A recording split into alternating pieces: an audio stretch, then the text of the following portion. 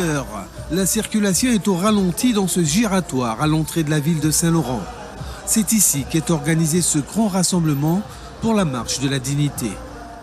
Quelques yopotos de la Guyane ont fait le déplacement pour être aux côtés des leurs. Après quelques prises de parole de ces chefs de village, les manifestants se dirigent au centre-ville pour se faire entendre. En chemin, ils s'arrêtent devant l'hôtel de ville. Une délégation est accueillie par la mairesse Sophie Charles. Après lecture des revendications de la délégation, elle reçoit une motion générale des peuples autochtones de Guyane. Chaque chef de village se voit attribuer en ce jour symbolique une médaille de la ville.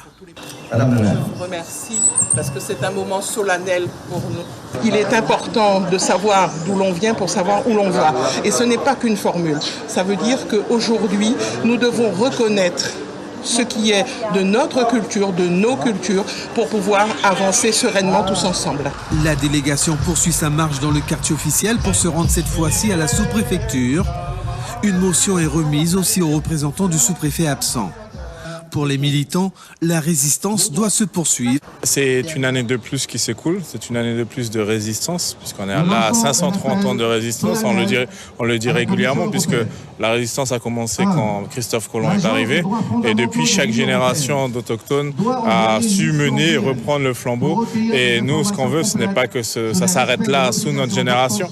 Donc on continue à lutter, à batailler, comme on le fait depuis des années.